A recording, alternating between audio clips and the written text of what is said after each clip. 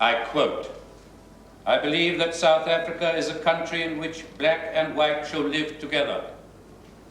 Those are your words. What does it mean? It means that I, and those gentlemen in the dock, believe that South Africa is a plural society with contributions to be made by all segments of the community. Are you familiar with the language in some of these documents the accused have discussed with black groups? Yes, since some of those documents were drawn up by me. The one noting with concern and disgust the naked terrorism of the government? That is correct. You say naked terrorism. Do you honestly think that is a valid statement? Well, I think it is a far more valid statement than the charges against these men here. Really? Yes, really. I am not talking about words. I am talking about the violence in which people are baton charged by police, beaten up. I'm talking about police firing on unarmed people. I'm talking about the indirect violence you get through starvation in the townships. I'm talking about the hopelessness, the desolation of the transit camps. Now, I think that, all put together, that constitutes more terrorism than the words these men have spoken here, but they stand charged. And white society is not charged. When you and others in black consciousness speak, you say, "Our true leaders have been banned and imprisoned on Robben Island." Who are you referring to specifically? Specifically, we refer to people like Mandela, Sobukwe, people like Govan Mbeki. And is it not true that the common factor with these people is that they have advocated violence against the South African government? The common factor with these people is that they have selflessly pushed forward the struggle of the black man. So, your answer to this so-called naked terrorism is to provoke violence in the black community? No, our movement seeks to avoid violence. But your own words call for direct confrontation.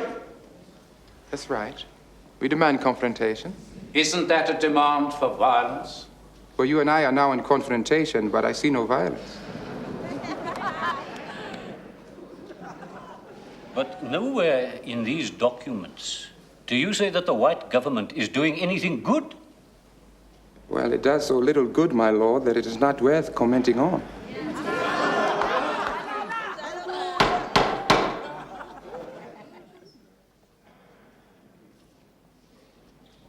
But surely that approach inflames racial hatred and anti-whiteism.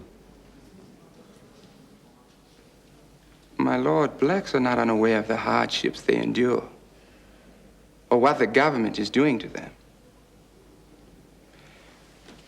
We want them to stop accepting these hardships, to confront them. People must not just give in to the hardships of life. They must find a way, even in this environment, to develop hope. Hope for themselves, hope for this country.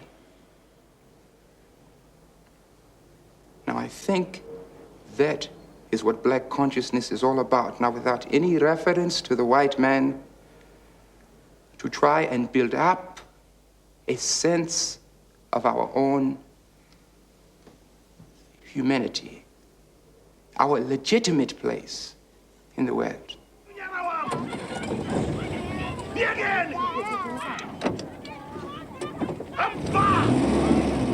But why do you use a phrase like black is beautiful?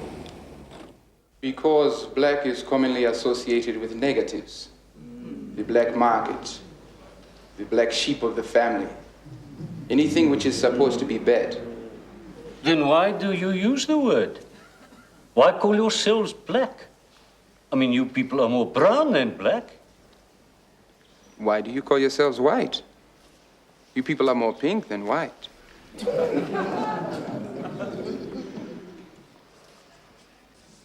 Precisely.